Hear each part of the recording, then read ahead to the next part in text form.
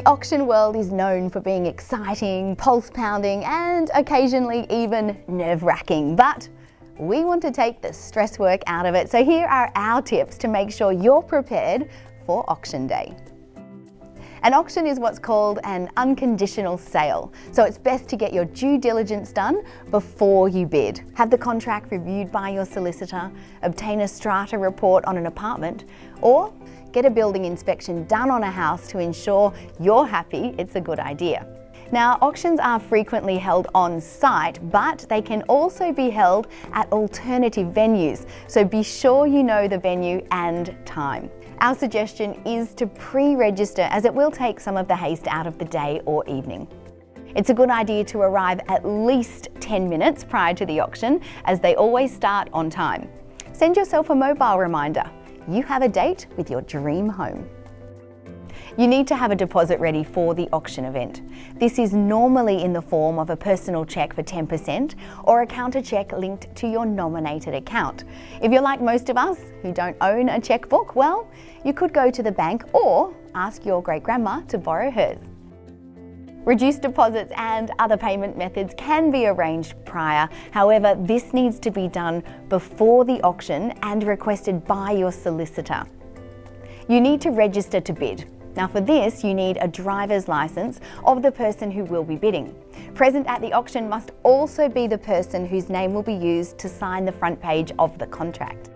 Even if you and your partner are purchasing the property, you must both be there unless prior arrangements are made.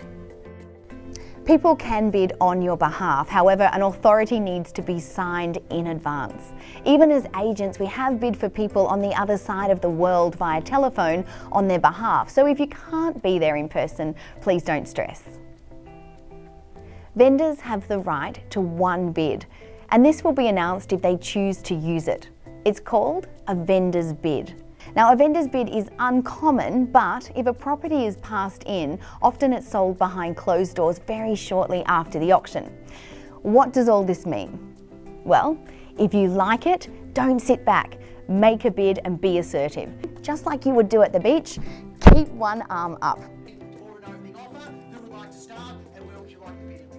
Sometimes the bidding stalls before it hits the reserve. Now this can be your chance to secure the property before it goes into a closed door negotiation. Often there are other buyers who can't be there or alternatively couldn't bid under the auction conditions. It is best to try to negotiate on the auction floor to secure the property. We've seen it happen many times where a property gets passed in and an advertised price goes on the property, throwing it into a Dutch auction a few days later. Make no mistake, you came to buy the property, so it's best to wrap it up on auction day. When auction day arrives, what bidding strategy should you apply? Be forthright. The simple truth is you can't buy it without bidding. And it's more common than not that the person who makes the very first bid ends up with the property. Make sure the auctioneer knows you're in the room and make a bid. To do so, it's easy. Just hold up your bidding card and let the auctioneer know how much you want to bid.